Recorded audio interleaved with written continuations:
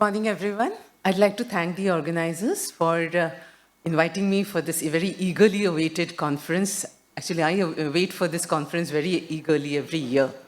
So my topic, what I have to speak upon is the PACE-A trial. We have only the abstract, and this was presented in the ASCO. So this is an international phase 3 randomized controlled trial. It has compared SBRT to surgery for localized prostate cancer. We have the primary endpoint analysis. So PACE is prostate advances in comparative evidence. So the aim of, there are three PACE, PACE-A, PACE-B, PACE-C. We right now are talking about PACE-A. The aim of PACE-A is to determine if there is an improved quality of life following SBRT as compared to surgery. What is very important in this study is that they had measured both the patient-reported and also the physician-reported outcomes. And that is probably the beauty of the study. So how does it go? So this is a phase 3 open-label multiple cohort RCT of localized prostate carcinoma, T1, T2, Gleason score less than 3+4, PSA less than 20 nanogram per ml, and all these patients have been suitable for surgery. Androgen deprivation was not permitted in this study. So this was split into arms, the SBRT arm, which received 36.2 grays in 5 fractions within 1 to 2 weeks, and the second was the surgery arm, which were offered laparoscopic or robotically assisted prostatectomy. What are the endpoints? The co-primary endpoints were the patient-reported outcomes according to the EPIC domain scores. Urinary incontinence, that is any use of urinary pads, and the EPIC bowel bother score, all at 2 years. The study was conducted between 2012 August and February 2022. 123 men from 10 UK centers were randomized 1:1. But ultimately, 59 SBRT patients and surgery patients were number 50. The median follow-up was also short, about 50 months.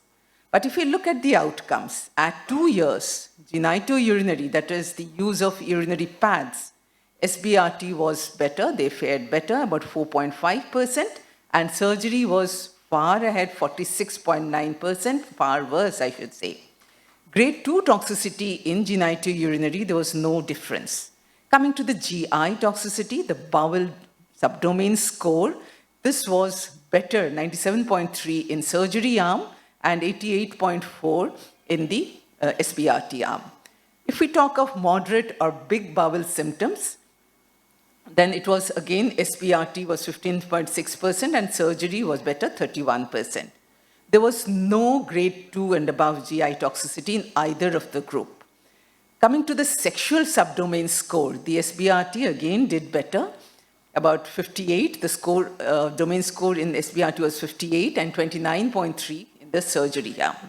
So the conclusion of the study was SBRT had better urinary and sexual bother score, but SBRT also had worse bowel symptoms. So just one quick slide about the EPIC, because we are talking so much about EPIC. EPIC is the expanded prostate cancer index composite. There is an EPIC 26 and an EPIC CP. So this basically assesses the quality of life before and after treatment. So it measures different questions. It gives 4 to 5 response for each measures. And the domain scores are assessed. It is from 0 to 100, and higher score, it indicates a better function. So looking at the baseline characteristics, like they were all low intermediate risk, 8% had low risk disease and 79% had Gleason score 3+4. This is how the consort flow chart followed. The target sample of the study when it was initially planned was 234. But COVID struck and recruitment was stalled, and hence they went ahead with 123 patients who were finally randomized to surgery arm 60 and SBRT arm 63.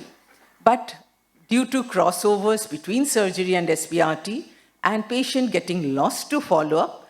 Ultimately, analyzable patients were 46 in the surgery arm and 56 in the SBRT arm. Now, the urinary incontinence. So this is one co-primary endpoint, that is, it is measured at 2 years by the using of any number of urinary pads. In the surgery, it was 47%. And in the SBRT, it is far better, 4.5%. Now, if you look at the graphs, so if you look at the graph, the bottom green is the SBRT, which you can see it is flat. That is, the urinary continence has remained stable in the SBRT arm. But if you see the graph above of the surgery, which denotes the surgery, over time it has improved. This is what we see in our practice as well. So across the entire trial cohort, one pad at least was required in 88% of the patients. Epic bowel score, if you look at the subdomain score, at 2 years, surgery was better, 97.3, and SBRT was 88.7. But if we look at the overall, EPIC 26 overall bowel habits at 24 months, then no problem or slight problems were more in the surgery arm, that is, they were better. And the SBRT, it was lesser, that is 97.8. But overall, again, the overall bowel habits, only one patient in the SBRT had moderate to big problems. Rest of them had no problem or very tiny small problems. The sexual bother subdomain score at 2 years, it was better in the SBRT, 57.7 versus 29.3 for surgery. Now, coming to the clinician-assessed outcomes. Here we see that both the GI and the GU toxicities, they were stable, they were not different. And so this also raises a question which we'll probably discuss in the discussion later on, that was there a clinician bias or not? So the conclusion of the study was that SBRT had better urinary continence and lesser sexual bother at 2 years if compared to surgery. SBRT had more bowel bother symptoms at 2 years when compared to surgery. Grade 2 or worse clinician-reported outcomes were rare in both the arms, which again raises a question of clinical bias. And efficacy data will be reported in the summer of 2023. That is very soon we might expect the efficacy data. So that was all for this paper. Thank you so much.